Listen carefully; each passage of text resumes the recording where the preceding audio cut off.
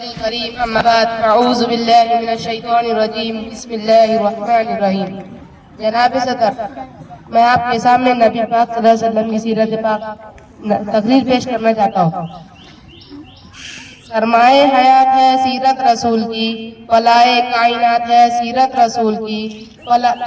بنجر دلوں کو آپ نے سیراب کر دیا، ایک چشمے صفات ہے سیرت رسول کی۔ پیارے دوستو،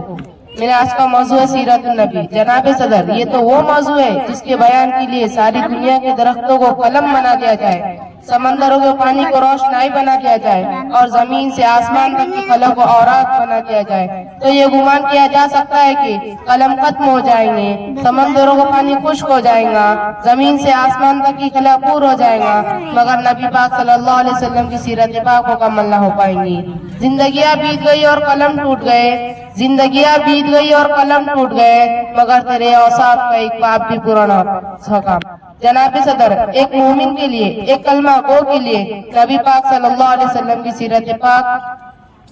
سیرت گرامی ہر لحاظ سے مرکزوں میں ہوا رہے۔ یہ ایمان حقیقت کا سبب ہے کہ یہ زمین و آسمان، یہ طریقین، یہ مشرقین نبی کریم صلی اللہ علیہ وسلم کے حوالے دیتے ہیں، مگر حضور تو اراؤن ہو رہا ہے، ہماری پہچان حد سے بھی زیادہ بالا تر ہے۔ جناب صدر، آج کا ترقی یافتہ دور اے ٹی ایم اور منطقی کا دور ہے، منٹ کی آرزو ہے، چاند پر کیمینیاں ڈالی جا رہی ہے، سائنس نے مریخ کو منحصر کرنے کا دعویٰ کر لیا ہے، لیکن عالمی ذیوقار آج سے 1478 سال پیچھے چلتے ہیں، جہاں آج کا طیارہ نہ تھا، آج کا سیارہ نہ تھا، اے ٹی ایم کی ہم سانسیں نہ تھی، مشینوں کی ہڑہڑاہٹ کا دور دور تک کوئی نام و نشان نہ تھا۔ اس وقت عبداللہ کی آمنہ کی بہت جگر، مکہ کا عظیم آغوشی کی زینت، جس کے گھر چولہا نہیں جلتا، پیٹ پر پتھر باندھتا ہے، اس نے اپنے معزز مقدس سے عرش کو سرفراز فرمایا۔ حضور آئے تو سر ریا خریش پا گئی دنیا، اندھیروں سے نکل کر روشنی میں آ گئی دنیا، سوتے ذہنوں کا زنگ اترا،